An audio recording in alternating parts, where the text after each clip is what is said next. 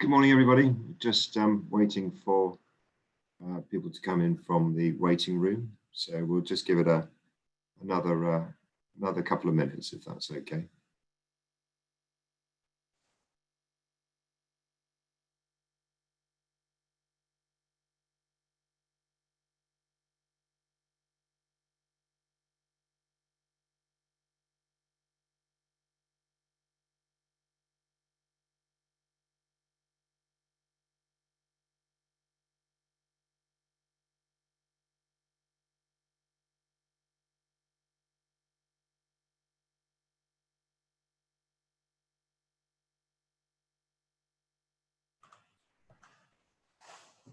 We've had a tremendous response for people signing up for this. I think we're up to over 300 or so. We're certainly 200 have joined so far. So we'll just give it a little while longer. I suspect others may just take a few minutes to join as they probably finish other meetings.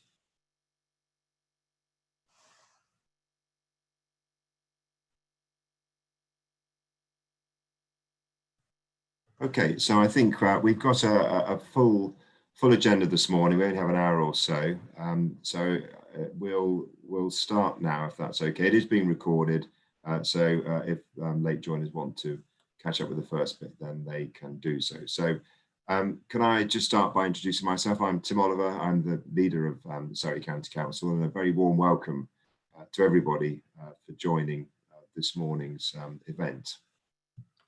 So this conversation started about 3 years ago when we went into and out to our communities and asked them what their vision was for the county in 2030. And what our residents and partners said was that they wanted to see a county where there was equal opportunity and above all to ensure that no one was left behind. It's a simple message, a simple and clear message, but a challenging ambition to deliver. You know, Surrey has been, and indeed, as we know, remains an economic powerhouse, but the pandemic has highlighted a very real set of challenges here and across the country. So it's never been more important to remind ourselves why Surrey is such a great place to live, to work, to relax, or to do business. We want to build on its long history as a thriving and innovative county, but also to reflect on our changing society. So this isn't about straplines or logos. It's absolutely about working with our communities and our businesses to lead us through and out of this pandemic. To create a real purpose and a compelling sense of identity, a sense of belonging and ownership, a diverse county that plays to its strengths and plays its part in the government's levelling up agenda, and to create a legacy for the next generation and indeed beyond. The Surrey County Council is just one of many, many excellent partner organisations across this county. This needs to be a real team effort, whether that's to rebuild our local economies, address the health inequalities across the county, or to support and deliver a greener future. So I'm delighted that we're now actively talking about the place of Surrey, because the more we tackle the undoubted challenges ahead of us, the greater the opportunity for all of us working in partnership to improve and support the lives of our residents. So this morning, I very much hope that our excellent panel of speakers will cause you to reflect not just on what a great county Surrey is, but what you can do to help us shape that future for those that live or indeed want to live or work here.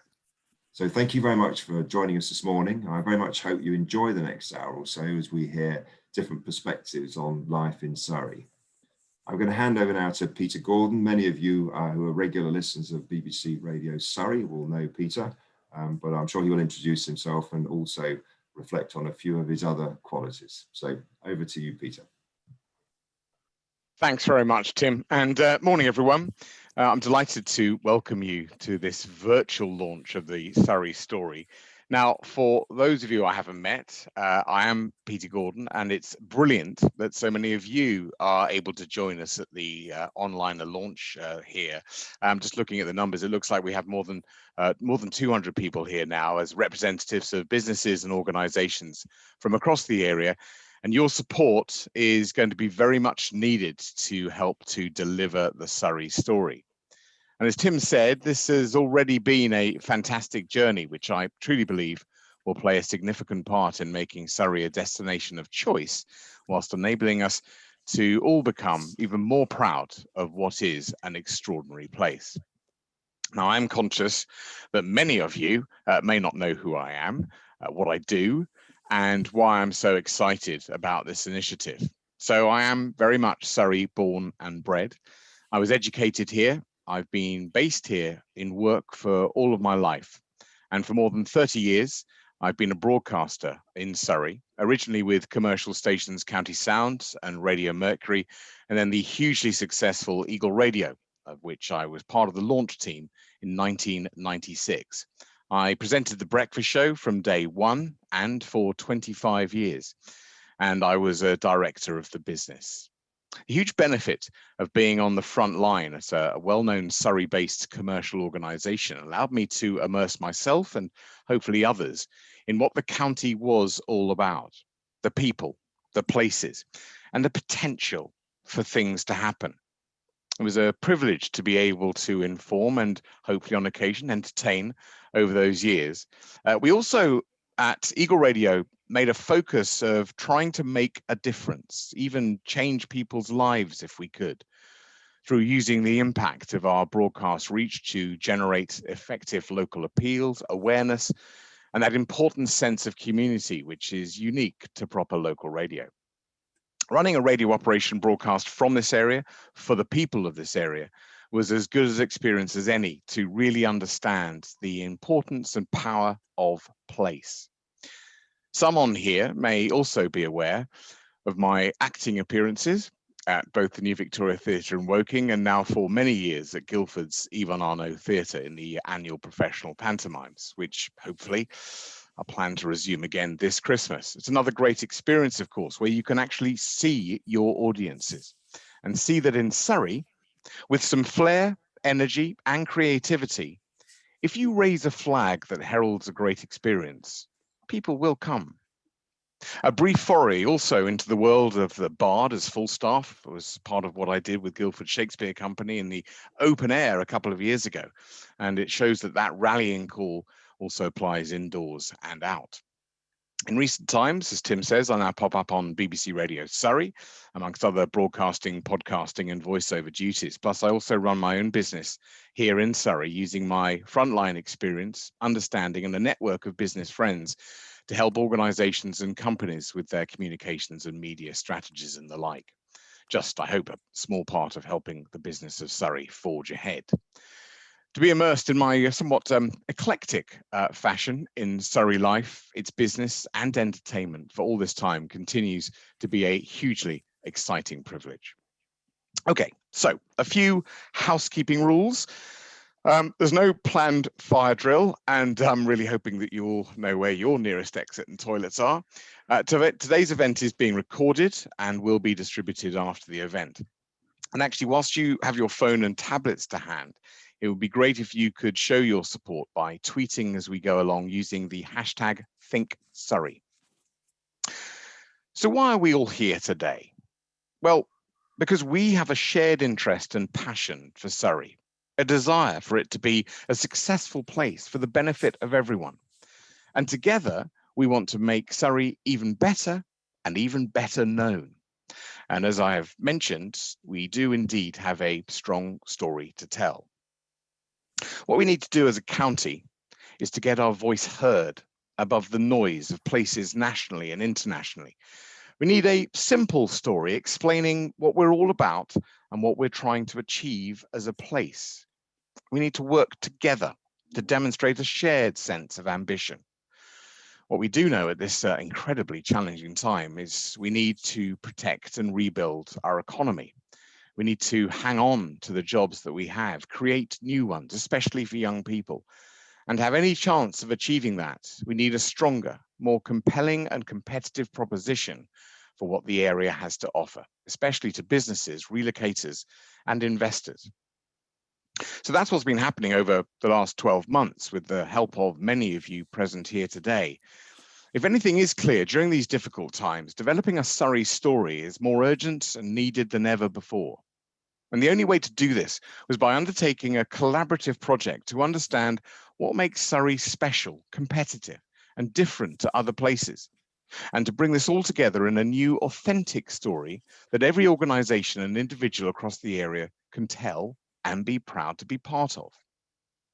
The story will help us give focus, ensure we play to our strengths, and that we grasp the opportunities that are in front of us. But its real strength will come from each and every one of us playing our part in bringing it to life, so that the rest of the world starts to see and hear a confident and consistent message about what makes Surrey extraordinary, regardless of which organisation is speaking. My job today is to be the storyteller and to walk you through the new story for Surrey, to tell you why it's being created, where it's come from, why it matters, and with colleagues, to demonstrate the relevance of it to businesses and organisations in the area today. So let's get down to business. We should never underestimate the power and importance of place. I'm sure you can think about where your first job was, that special weekend away, the unforgettable holiday where you went to college or university, and maybe some of you can even remember where you had your first kiss. But let's not dwell on that. What's for sure is that we all have emotional connections with places, and this even influences business and investment decisions too. The way Surrey is thought about and the experience it provides really matters, and maybe even more so now in the new world which we're in. In determining the story, we've looked at how the place is perceived, what people say about it, and have spoken with lots of key individuals across different aspects of our place and beyond, many of which I'm sure are listening to this launch today, and it's good to see you. And thank you for your contribution, without which we'd have been unable to create this story. So what has been created? This story is for everyone, in all aspects of life, and is especially important for us that we talk about ourselves to those outside the area, to feel proud of what our great county has to offer, so that others feel this too. And this can be achieved by one story, which allows us to be flexible in what we say, depending on who it is we're talking to. But in essence, the key is to have one story and one strong message. Our story articulates the distinctiveness, character, and characteristics of Surrey, highlighting what makes us special and the opportunities for the development and promotion of the county. The overarching story consists of themes, which are pillars and chapters of the story, and a big idea that is the emotional purpose for the place. They represent what needs to be focused on for Surrey to prosper. The theme areas combine elements that are already important in the place alongside its potential and lesser known ingredients of the Surrey experience. So extending the story analogy a little more, if I'm the storyteller here today, then I'm going to be joined by some characters who will help to illustrate what this new story means to them. Our first theme is innovating our future economy, which feels naturally part of our DNA. Surrey is a significant part of UK PLC, with an economy larger than Birmingham. It's home to major businesses such as BP, Procter & Gamble, and the McLaren Technology Centre. It has a proud history of invention, ingenuity, and research, which is still driving the economy today, powered by the universities and seen in areas such as space and satellite, 5G, cybersecurity, agri-tech, and pharmaceuticals. Surrey is pushing the boundaries of technology. To talk about their perspective of this part of the story and why it's important for the place, I'm delighted to welcome Larry Sullivan, Chairman of Construction Industry Solutions Limited. Larry, over to you. Oh, hi, good. Well, I'm on my phone, guys, so hopefully it might bounce around a little. So thanks for the introduction. Thank you to Michael Coughlin and Dawn Redpath for this opportunity to speak to a chunk of the Surrey people. I think somebody's going to be clicking slides for me. So I'm condensing a presentation that normally takes me 30 minutes into about 10, so I'll talk fast. I'm a serial technology entrepreneur. I'm going to talk about how business can contribute and why it should to social improvement in Surrey and beyond. So I've started 6 niche market software houses, 4 in the UK, 1 in Poland, 1 in Russia. They've all been successful. Next slide, please. I'll talk about one of the companies. It's a private company. I don't subscribe to the cordon annual approach to life. It can, short-termism can drive the wrong behaviours. This one, it addresses mainly the construction sector, huge sector, and it's something that might take us out help to take us out this difficult period. 50% of all construction builds in the UK, our software touches, and about 80% of all builders use it. Next slide, please. We try to be a good industry citizen, and with a green agenda, QR code there, you can look at this. This grand challenge is a competition that we run each year on emerging technology and the impact on the built environment. And it switches between the UK and the US. A finalist last year worth a look at, oneplanet.com, run by Poran Desu. He's a regular TED talker. Summary of his talk is that if we all consumed like us Westerners, we'd need 7 planets. Unfortunately, we've only got 1. QR code there, you can look at the Coins Grand Challenge. I'm also, next slide, please. I'm also an investor, an angel investor, so going before private equity into tech companies.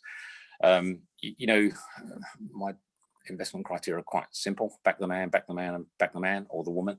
I'm particularly interested in AI, artificial intelligence, big data, and algorithms. I'll talk about one company there, Comply Advantage. I was the largest angel investor in that one. They should IPO the next couple of years, $1 billion plus. But that's anti-money laundering software. I mean, London's one of the biggest money laundering centres in the world, and I don't want my country doing that stuff. So the biggest driver of technological change, by the way, is like us as people. It's the avoidance of a negative consequence, so it's compliance. Next slide, please. What I'd like to talk about is some of our impact investments. I find myself quoting Aristotle and Plato, where they said a couple of hundred years before Christ, the biggest threat to any stable society is the very rich and the very poor. So it becomes in the enlightened self-interest of successful, wealthy businesses and people to redistribute that wealth, but in a considered manner, not because it's legislative or because it's moral. We've started a number of projects in Surrey. I've got a daughter with hemiplegic cerebral palsy. In 2004, I purchased a church in Hindhead in Surrey. I tried really hard to keep my daughter in mainstream education. I bought into the Baroness Warnock thing, disability is part of society, therefore we should include it. But yeah, what I see in that mainstream environment is my daughter couldn't keep up physically, verbally, intellectually. And as well as coping with disability, has to cope with fairly constant rejection. I looked around at schools available and none of them felt fit for purpose. So bought the church, started with 3 kids. It's now a very, very successful school, 16 years later with nearly 100 kids in there. Look, if anyone tells me they've got a vision of something, I just have to decide if they're lying or they're mad. I don't subscribe. I haven't got any great visions. That was a logical step for me. And then the next logical step was starting the coffee shop cookie bar in Hindhead in Surrey. Some of you may know that. A sustainable social enterprise. Has been run for 10 years now, right next to Jeremy Hunt's office, actually. And it's a forgiving environment for the kids to work in. My company, I've been on the Habitat for Humanity board in the UK for 10 years plus. A good NGO we supported for 10 years plus. Their straplines are hand up, not hand out. So I've sent my staff on builds literally all over the world. The recipient of the home also helps to build the home. So they're participants in their own salvation. It's a better way to do things. We try to have a social project wherever we've got an office. So in Dubai, we started an SEN school as well.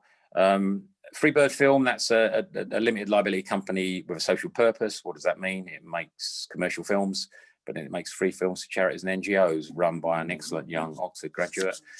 Peas, promoting equality in African secondary education. They build schools in Uganda and Zambia. We've funded 7 or 8 of those schools now and gone back and solar paneled them up. I mean, their strapline, educate the mother and you educate the family. Challenges, many of you will know, local charity, we've supported them for a long time, but not, I know a lot of local businesses do, but not to the extent of habitat and peas. DFM Project Search was started by a good friend of mine. I sit on that board too, David Falls Nixon, the first investment banker who could go to heaven. That's for SEN kids into mainstream supported employment. They've got 1,300 kids already into supported employment. The rate now of 500 a year, in a couple of years, hoping to get that to 1,000 a year. Pathways is my latest venture. It's another, that one, Stepping Stones was started as a charity. The Pathways is a limited liability company of a social purpose. Not enough time to go into what that is today, but I'm hoping to engage Surrey and Dawn and Michael more in what those things are. Next slide, please. Coins Foundation, there's a whole host of films there. If you click on that QR code that you can see, that actually, if you click on them, you'll find quite uplifting projects literally all over the world. Next slide, please. Stepping Stone School, that's the upper school, the original Tower Road site, the United Reformed Church, as I say, I've built and opened since 2004. This one, my banking friend funded, David, in 2014, opened in 2016. It enabled us to go for kids with mild to moderate learning difficulties. With the right interventions, we can get socially and economically engaged. That moved from 45 to nearly 100 kids now. We've had some great successes there. Young Amy graduated a few years ago with she had an undiagnosed neurological condition. When she came to us, she graduated with a first in wildlife conservation. I past sponsored on her masters at UCL on the same subject. Big Joe, I mean, Big Joe, he was mute when he first came to us. He was on heavy drugs because he was severely epileptic. He literally had half his brain removed, Big Joe. The epilepsy, the drugs came off. He communicated well, tremendous sense of humour emerged. Big Joe's got a 2-1 in fine art. Little Joe, he's in his final year of film studies at Queen Mary. I've just found out only yesterday that Jess, a student at Stepping Stones, has got a 2-1 in health and social care. Eloise is 2 years into an event management degree. And Dylan, who was, when we opened our cookie bar, Dylan dyed his hair purple and served in the shop. Dylan has just started a philosophy degree at Cambridge. I mean, how cool is that? If you go into the shop Saturdays and Sundays, you'll find the shop run completely by Georgia and Noah, 2 ex-Stepping Stone students. They open the shop up, run the whole lot themselves. Next slide, please. A couple of sustainable social enterprises. One there is the cookie bar. So they've been running for 10 years. Jeremy Hunt is a regular customer. Coffee and a cheese scone, I think he has. The cookie bar bus, many of you might have seen that around Surrey. Kids like working on that. So actually the bus cost me 15,000, but the conversion cost 100,000. But that you'll see that at lots of projects. But they're both sustainable social enterprises. They're both also forgiving environments for SEN kids to work in. Next slide, please. Like when you're choosing, I was very influenced. I read a book by C.K. Prahalid years ago, The Fortune at the Bottom of the Pyramid. It also talked about NGOs that were part of the solution, NGOs that could be part of the problem. So you have to consider who you're working with. As I say, Habitat for Humanity, brilliant organisation from the States. Scrap lines are hand up, not hand out. I first worked with them in Haiti, actually, but my staff have gone to builds in Honduras, India, Romania, Ethiopia, Uganda, Malawi, and my kids. PEAS, as I say, promoting equality in African secondary education, a smaller charity, but educate the mother and educate the family. So that's pretty good in Uganda and Zambia. Next slide, please. Pathways, our latest venture. We had quite a lot of kids on the waiting list, and so we needed to do more. And I managed to recruit an excellent guy into this, who's our chief exec, Dr. Matt Silver. And he's got his PhD in project-based learning. Like, I mean, generically, like we have an education system that was built for the industrial age. It's over, okay? The impact of the digital revolution is going to be bigger than the impact of the industrial revolution. So projects like based learning, we're experimenting over there. And we're using a lot of tech. And one thing that we want to work with is augmented reality. What's that? It means that our kids can learn how to catch a bus without leaving the safety of the classroom and the playground. They can visit Rome and Paris, even ancient Rome, without leaving the safety of the classroom. We're increasingly in there use robotics, scratch programming, and drones and filmmaking so they can express themselves. From September next year, the cookie bar at Hindhead will convert to a BTEC hub. Actually, I bought the flats above it a few years ago. for trial assisted living. We're going to convert that to classroom. We're going to put a bicycle repair shop on the side. So any of you cyclists out there, go and get your coffee and get your bikes repaired. Next slide, please. I've been a regular speaker for about 10 years at business universities all over the world. I'm condensing this from this talk. In fact, I've got a talk to Warwick postgraduates tomorrow in the Shard in London. They've got a campus in the Shard.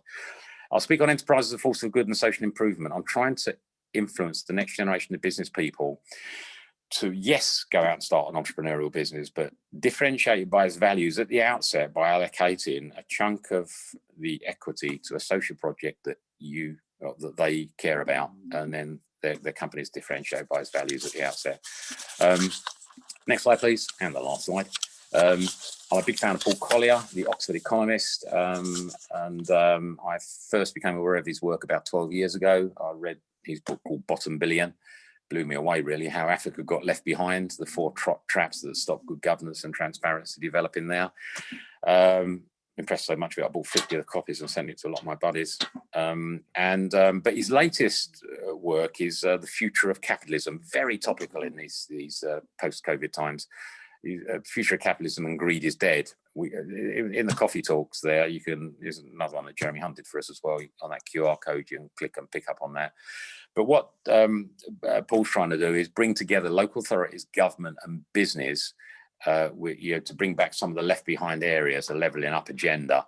I'm looking forward to working with Surrey on more of these initiatives. Dawn Redpath, thank you very much. That's me, I'm done. Thanks very much, Larry. Great way to kick off telling our Surrey story. So we're now going to move on to our second theme, natural landscape and lifestyle. And there can be no doubt that we are very lucky to have some amazing open spaces, attractions, fabulous places for all ages to enjoy in our incredible county. Surrey is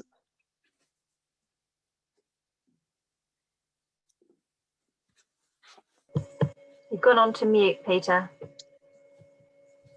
Sorry, apologies, I've gone on to mute apparently. I should just start that again. Surrey is the most wooded county in Great Britain, and alongside the popular and expansive Surrey Hills area of outstanding natural beauty, has an array of stunning and highly accessible green open spaces. There is lots to do for all ages and abilities, from adrenaline outdoor sports to an amble on the North Downs. I'd take the latter myself. Surrey is a fantastic place for the new way of working, where this environment of livability and health and well-being are as important as access to London. So to talk about their perspective of this part of the story, why it's important for the place, I am delighted.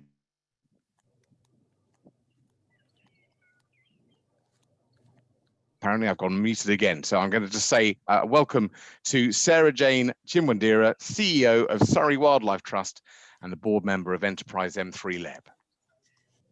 Thank you very much indeed, Peter. Listening to your introduction strikes me again how fantastically blessed we are with our wonderful natural environment, which is such an integral part of the place that is Surrey. I was born and brought up in Surrey. I remember as a small child being determined to go and live in the Devil's Punch Bowl, foraging to live off the land. When I visit the area now, it is an absolute privilege to stand where the old A3 used to be and look out across the expanse of this precious lowland heathland. Not only has the tunnel benefited the wildlife by reconnecting the area, but it has also brought huge pleasure to families, walkers, cyclists and others who enjoy it every day. Over the last year, we have seen how important that escape to the outdoors has been for many of us. Nearly 40% of adults... So I had to go for a lot far. I deliberately went fast. Nearly, I deliberately went fast. 40, nearly 40% of adults have indicated that taking time to go outside was the moment in their day that they most looked forward to during the first lockdown. I know that was certainly true for me. We have a rich natural and cultural heritage with so much wealth and variety that often it is taken for granted. Surrey Wildlife Trust has been around for 60 years, working with others across the county to understand and care for these special places and the wildlife that lives here. It is more important than ever that we all act now, both as individuals and in our professional lives, to secure the future for nature which we depend on. We are incredibly fortunate to have 3 national nature reserves and over 60 nationally protected sites within our county. We also have over 830 local wildlife sites, which are so important in creating the connections and the corridors for wildlife to our jewels in the crown. As we heard earlier, not only are we the most wooded county in England with 24% woodland cover, but we also care for 13% of the UK's lowland heathland habitat, which is a globally threatened habitat. Often people don't appreciate that we have incredibly diverse rivers and wetlands, with 2 major river systems providing connectivity through the county, the River Mole and the River Wey. Surrey is an important county for mineral working, and this presents a wonderful opportunity for wetland creation and restoration in sites such as Spines Mere, east of Redhill, where you may recently have seen the story of the giant sand martin bank that Surrey Wildlife Trust constructed with partners including the Coast Capital Local Enterprise Partnership, Sibelco and Chessington World of Adventures, demonstrating the benefits of investing in our natural assets. Hedgerows are another important connecting feature in our landscapes, and our citizen scientist hedgerow heroes can be seen out in the summer surveying our hedgerows and in the winter looking after them. It's not only in our spectacular landscapes that we have the opportunities for wildlife to thrive, but also within our urban areas with over 20,000 hectares of garden across Surrey. Just imagine how wildlife would benefit if we all gardened for wildlife. We all enjoy walking or cycling in our iconic landscapes such as the North Downs, experiencing the sights and sounds of well-known places such as Box Hill and Newlands Corner. But our nature is in trouble. The recent State of Surrey's Nature report highlighted the trend that 1/3 of our species are in decline or have already been lost. Surrey has a long tradition of natural history recording, and this information is vital to help us reverse this devastating trend. There are over 21,000 hectares of accessible green space in Surrey, complemented by 2,000 kilometres of footpaths. But it is important to ensure the opportunities for accessing this green space are available to all, and we need to improve access for our less privileged communities. Whether it is walking through our Coronation Meadow in Sheepleys, famous for its display of our county flower, the cowslip, or being thrilled at the sight of red kites overhead, experiencing the joy of walking through clouds of small blue butterflies at Priest Hill, there is something for everyone to enjoy in these special places. We must ensure that this part of the Surrey story remains for our children and grandchildren. The value of the benefits our heathlands, woodlands, grasslands, wetlands and hedgerows provides for us has in the past been taken for granted. In recent years, it has been more clearly understood that there is an essential link between a healthy natural environment, healthy people, and a healthy economy. We know, for example, that the woodlands of Surrey alone provide us with over £90 million worth of social and economic benefit every year through providing clean air, recreational benefits, and storing carbon. We have long distance walks which allow residents and tourists alike to experience the natural heritage we can offer and provide economic opportunity for our visitor-based economy. And this is essential because it provides the foundation for the future. Let's celebrate the success of the Surrey story by making sure that one of the most recognisable and unique assets that we have, our natural environment, underpins our economic recovery. Let's make sure that we develop opportunities for young people to care for our natural environment, creating new jobs and ensuring we foster the skills that we need to deliver. Let's make sure that we create sustainable places for people across the county and attract inward investment as a result. The business community is at the forefront of recognising the need for nature-based solutions as we rebuild. Businesses want to be located in a place where their employees have a good quality of life and they can attract and retain the best talent, both now and in the future. Let's take this opportunity to be at the forefront of delivering a regenerative economy, which creates systemic investment in one of our most significant assets, our natural environment. And let's use that to build our recovery. Surrey's natural environment is one of our most hidden assets. By investing in it and celebrating it, we will not only improve our nature, but we will also create opportunities for the future. In the year when we have both the 15th International Convention for Biodiversity and the UK is hosting COP26, let us resolve to take action. We have a wonderful natural foundation in Surrey to create an amazing place for all. I believe we can realise that potential together. Thank you very much. Sarah Jane, thank you. And I don't know about you, but that theme definitely makes you realise what a strong visitor and resident offer we have, and also how important that is for those considering relocating and indeed setting up a business. So now you've heard about the two themes we believe articulate our distinctiveness and why Surrey should be thought about, plus our key economic advantages, the things that make us special, the things we can capitalise more on, and the things that we need to challenge ourselves to deliver on. These are the themes that you can use to hook your messages onto when we speak about Surrey, the things we will articulate or focus on, the assets and strengths we believe will ensure that we stand out from other places. Of course, there are other things that we will want to talk about, but we'll be using these two themes as the anchors. So finally, as part of our story, we decided to headline these themes with a more emotive behavioural statement that's a reflection of our aspiration and the sense of place that we want to project. This isn't a strap line or marketing message, rather it's a strategic signature for the whole area.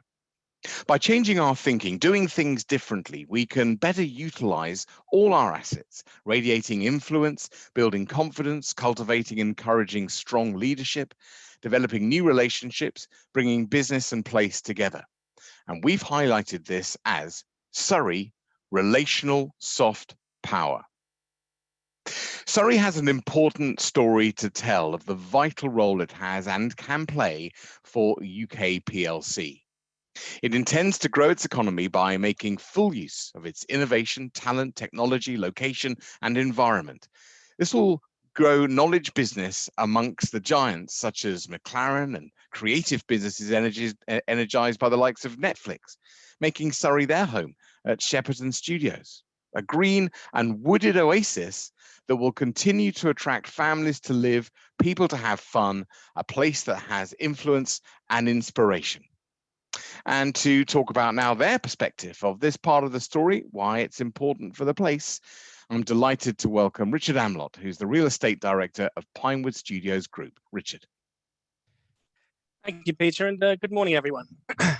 For more than 90 years, Shepperton Studios has been home to the world's greatest storytellers. From hosting aliens and superheroes, there are no limits to the worlds that can be created on a Shepperton stage. We've been home to both Cherry Tree Lane and Asgard.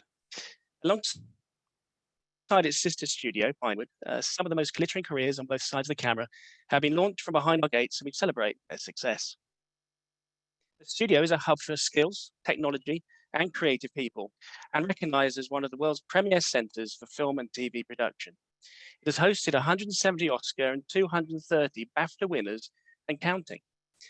And at the heart of all of this is collaboration.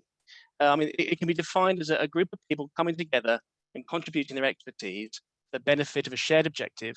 And this is what drives us and the film productions we host. So we were delighted to be invited to talk about this as part of the big idea for Surrey. Shepperton Studios dates back to the late 17th century when a local nobleman, Thomas Wood, built Littleton Park, a mansion house which still stands at the centre of our 123-acre Surrey site more than 300 years later. The studio started with the imagination of a Scottish businessman, Norman Loudon, who bought the estate in 1929, registered Ficker Films Productions, and began to convert the estate into sound studios. In 1932, it opened for business with state-of-the-art equipment and was named Sound City Film Producing and Recording Studios. However, at the commencement of World War II, all British studios were forced to close, and over the next 6 years, Shepperton would support the war effort studio technicians putting their skills to the test by constructing dummy aircraft and tanks designed to confuse and distract the Luftwaffe. And then when the studio reopened after the war, it was Sir Alexander Korda and his brothers who took it over, producing films such as Carol Reed's The Third Man and Anna Karenina, starring Vivian Leigh. Comedy kept studios alive in the 50s and 60s. Frank Launder and Sidney Gilliat producing a quartet of St. Trinian's movies. And then in 1964, Stanley Kubrick arrived at Shepperton to shoot Dr. Strangelove, and then 4 years later, 2001, A Space Odyssey. The 70s and 80s were financially tough for both the British film industry and the studio, and nonetheless, productions were still arriving with David Bowie in The Man Who Fell to Earth and Ridley Scott with Alien. In the early 90s, Shepperton hosted large-scale film productions such as Hamlet, starring Mel Gibson, and Robin Hood, Prince of Thieves. They jostled for stage space alongside popular TV shows, Alas, Smith and Jones and Red Dwarf. Then early in 2001, Pinewood Studios and Shepperton Studios merged and created one of the largest and best equipped facilities and studio communities in the world. Today, Shepperton Studios is a major employer in the area with over 1,500 direct jobs on site and supports a further 1,500 indirectly. In fact, the studios contributes a total of £182 million gross out value add to the UK economy every year. And on a wider scale, prior to the pandemic, the creative industries are one of the fastest growing sectors of the UK economy, contributing £116 billion worth of gross value add, which is greater than the automotive, aerospace, life sciences, and oil and gas industries combined. It is a success story and it continues to grow. As well as offering premium stage space, offices and workshops, Shepperton is also home to over 60 small independent entrepreneurial companies, all coming together to support each other and the productions on the lot. The larger production companies also prefer to locate here because the availability of a highly skilled talent pool. Over time, an entire ecosystem of skilled and talented individuals have either relocated to Surrey or live within easy commuting distance. Since 2009, local employment in film, video and television has doubled and is a far higher proportion compared to the regional and national averages. This and the locally available services delivers the breadth of support and collaboration required for large productions, the people, expertise, equipment and materials, as well as technical, financial, legal, and logistics services. On a large film production alone, there can be 1,000 crew members, over 100 supply companies, studios, government bodies, and support businesses involved. We therefore need to ensure that talent continues to come from all backgrounds and can offer everyone a chance to build a career in our industry and others. So we also continue to support and encourage the next generation in the screen-based industries. We collaborate with local schools, colleges, and universities by attending and hosting careers events, assemblies, and talks. In fact, raising awareness of the breadth of career opportunities available in the industry has never been more important. The film industry continues to report skills gaps and shortages across a wide range of jobs and grades. In the first quarter of 21, the combined total spend on film and high-end TV production was £878 million, the highest official Q1 figures on record. This level of growth drives an ever-increasing need for additional workers, and demand, heightened by ever larger productions needing larger teams, is worsening that labour shortage. To help address this, we recently partnered with Screen Skills, our industry training body, and others, to offer 1,000 job seekers previously employed in the aviation industry at Heathrow Airport an opportunity to transfer their skills into the screen industries. It's not just new talent that's needed, it's also more space. To meet the significant demand for film production space, we've been working on a £500 million expansion project at Shepperton. This will deliver approximately 1 million square feet of world-class film production facilities, and Shepperton will become the second largest film studios in the world. Our expanded studios will support over 2,700 jobs and a further 2,500 jobs in the film production supply chain. Expanded studios will also generate a total productivity boost of something like 323 million gross value add per annum, a large proportion contained in the Enterprise M3 LEP and in the borough of Spelthorne. Positive economic spillover is also injected into other sectors, including merchandise, tourism, and UK brand promotion. Clearly, a project of this scale and importance requires collaboration and support at many levels. In 2019, we secured the outline planning permission from Spelthorne Borough Council for the improvement and expansion of the site, and we are grateful for their continued support and can-do attitude. The expansion will also see a significant investment in biodiversity, as well as amenity improvements to the River Ash, Our collaboration with Spelthorne is ensuring we maximise the benefits for our local community. Equally, are working closely with Surrey County Council and the Highways Department on 10 road junction improvement works, which will address the potential travel impact of the studio's expansion. And again, we rely on their support to ensure these works can be agreed upon and delivered. So part of our success over the years has been down to our location in Surrey and its proximity to London, one of the world's leading cities. London is attractive to producers, directors and cast and a base whilst filming. And the ease of accessibility of London to the studio site in Surrey is critical. Equally, we benefit from our proximity to Heathrow Airport, enabling easy and frequent access to the United States and the rest of the world. Shepperton really does feel as though it has the world at its doorstep. I must also mention the advantage Surrey has in offering a wide variety of stunning film locations and some of England's finest landscapes. As a result, Surrey has featured in many film productions. Bournewood for Gladiator and Robin Hood, Cher for Bridget Jones's Diary, and Guildford Cathedral in The Omen, and many more. We are proud of our location, our role within Spelthorne, and the opportunities Surrey has to offer. The film industry is known for its collaboration. It involves large numbers of people working to tight schedules and budgets with the goal of producing something with unified values. It takes an army of creative and technical specialists to produce the end result, and Shepperton Studios and the creative industries that we're part of are operating in an increasingly global and competitive market. We have the competitive advantage, although others are starting to catch up. Like Surrey, we need to be flexible and continue to be a successful community of diversely skilled and passionate people. We need to continue to build relationships and collaborate with each other to make our position in the marketplace stronger, like Pinewood and Shepperton did 20 years ago. What began as a dream of a facility that could rival Hollywood has grown into a world-class studio standing at the heart of British film production.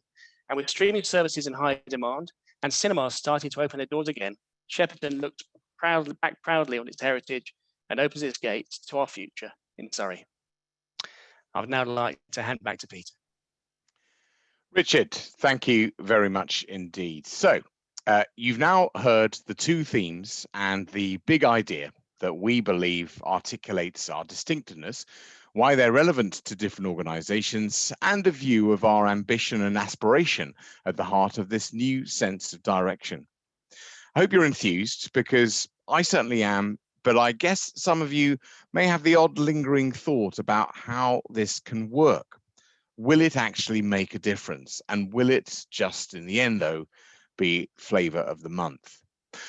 Well, it's best to hear from someone who has seen what this approach can deliver over a number of years and has been on the same journey that we're all actually starting today. So please welcome to our virtual stage, Professor Martin Reeves, Chief Executive of Coventry City Council, who did actually start his career here at Reigate and Banstead Borough Council. Martin, for you.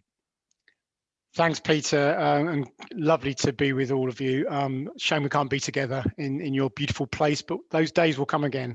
I want to do 5 things, and I think you've given me, Peter, 15 minutes. Is that right? So I'm going to do 5 things quickly. First of all, just say a little bit by way of introduction, and thank you for allowing me to get across your really important party. Secondly, to say a little bit about, well, why listen then to the learnings from the Coventry story? Thirdly, tell you a bit about the story. I won't spend too much time on that. Fourthly, some reflections on the pandemic and whether that, quite frankly, has made this kind of work that you're embarking on less or more important. And then finish humbly with some advice and some tips. And you can, quite frankly, take them in whole, in part, or just ignore them. But you'll maybe getting some sense of the fact we've been there, we've got the T-shirt.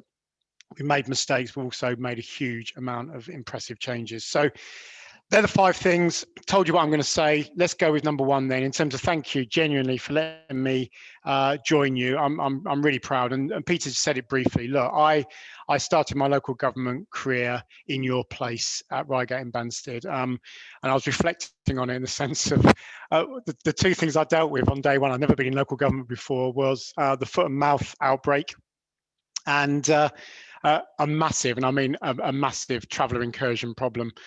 So I think from memory, I was given a camera and told to go and take some photographs and report back, which at the time seemed like quite a dangerous thing to do, but I did it because that's what junior officers did in those days. So I know your place well. I learned my trade actually in local government and understanding the power of public services and places through the eyes that you've now got.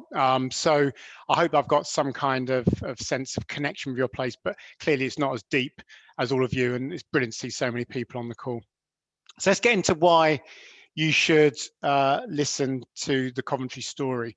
Because as bright, caring people that are all leading in your own organisations and making a massive impact to your place, thinking, well, we are special, we're unique. And what connection have we got to learn from a medieval city in the heart of the West Midlands, challenged by post-industrial decline and trying to reimagine what its future could look like? Well, the truth about all of this is places are places. Assets are assets, people are people, and perhaps most importantly, that Peter and others already said, stories are stories, narrative is narrative. The trick and hopefully the transferability of some of our learning is that actually there's some transferable issues which you need to reflect on, which I'll come back to at the end, about why storytelling is not peripheral, it's core to how, listening to the leader at the beginning, you're all going to work together to deliver an even more inclusive, prosperous and sustainable Surrey. You know, I always, John Till and others know from my work with them over many years, I always use probably wrong analogies. I'm quite a picture-based person, but the truth about all of this is that I suppose we've all got, in ice cream terms, some vanilla base to us.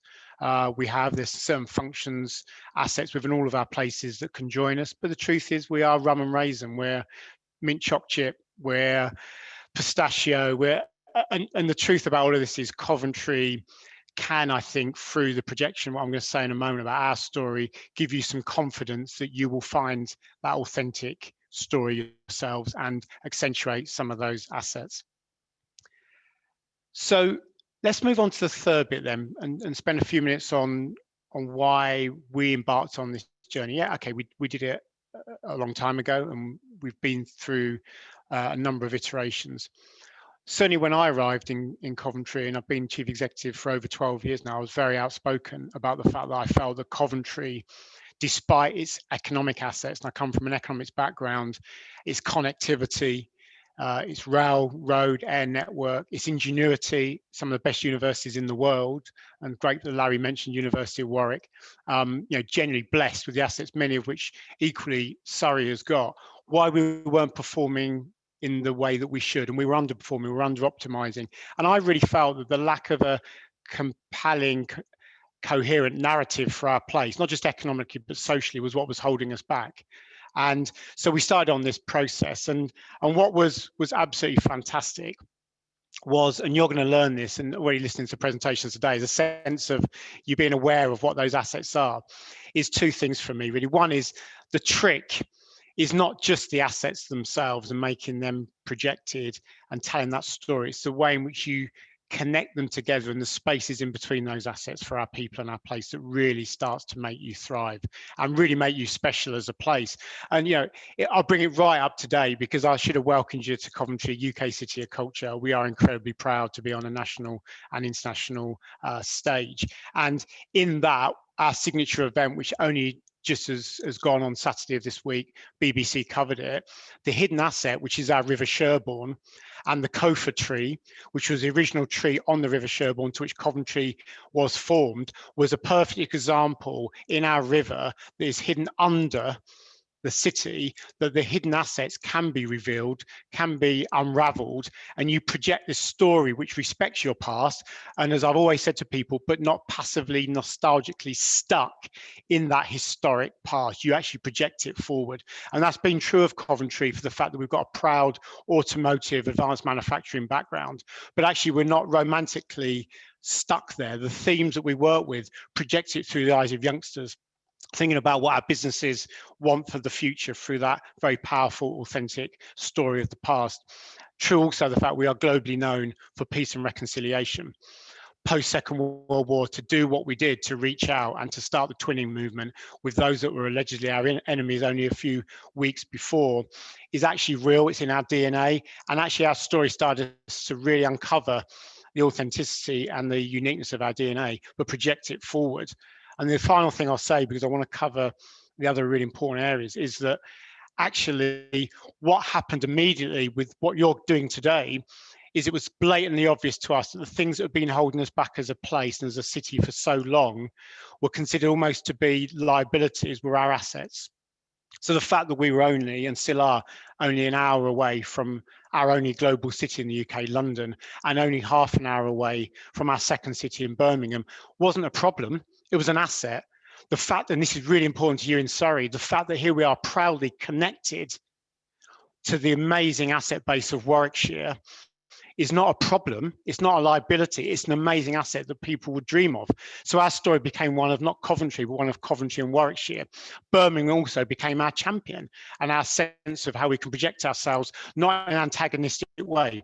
And if you take nothing else away when I leave you today on this 15 minutes is the understanding of how you're connected to people around you and places around you that once felt in a competitive environment, you need to unleash that if your story is really going to fulfill its potential.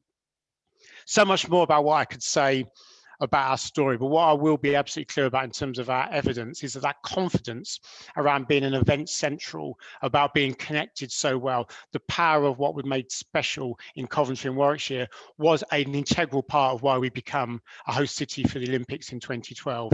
It is without any doubt at all, evidentially, as well as anecdotally, a reason why we have become UK City of Culture and have the confidence to bid when the chances are we weren't going to win.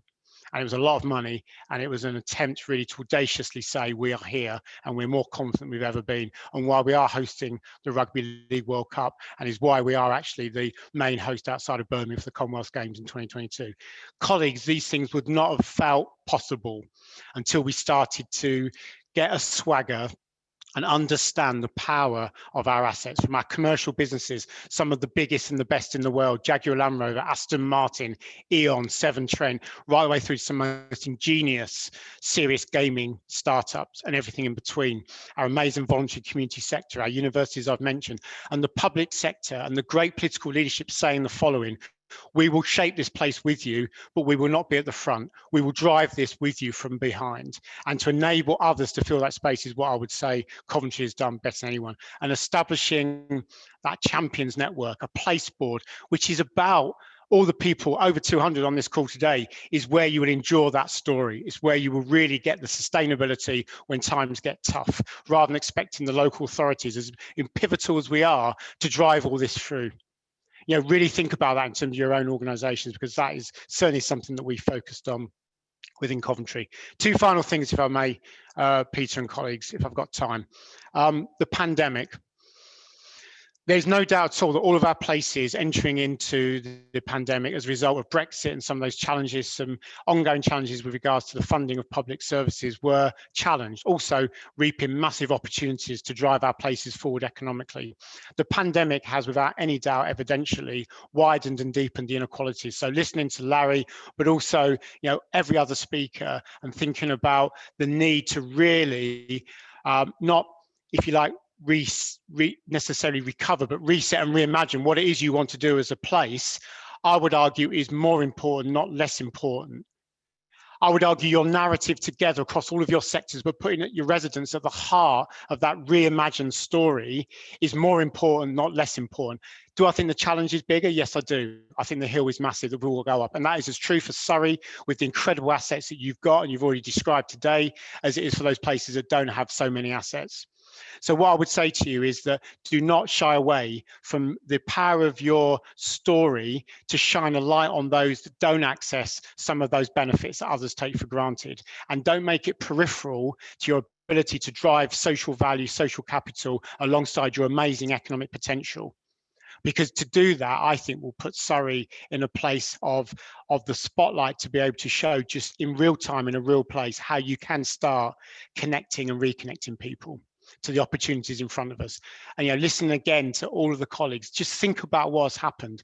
There is an outpouring of requirements. We reimagine our places as we come through the pandemic and out of it, is actually how those what appeared simple things that we took for granted, and you will find this in Surrey as we're doing Coventry and Warwickshire, you walk at your local park has become your hero.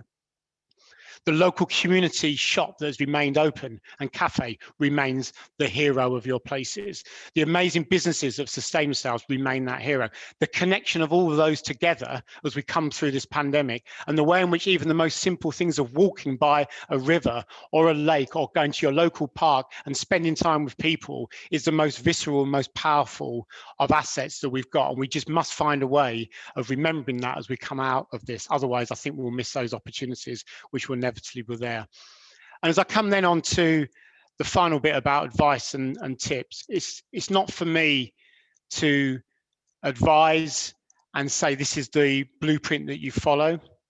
What I'm here to share as part of your launch today is that when you get people, and they won't be on this call, that maybe will be negative and naysayers towards the political leadership of the council, the officer leadership of the council, yourselves as partners are getting involved and saying, this is sideshow, we should be focused on the key challenges and opportunities in front of us. I would say this to you, being able to create, not a slogan, not a set of imagery and campaigning, but to be able to have something which is endemic in your soul and connects you all together, unified, to say we are now literally together going to deliver a very different kind of future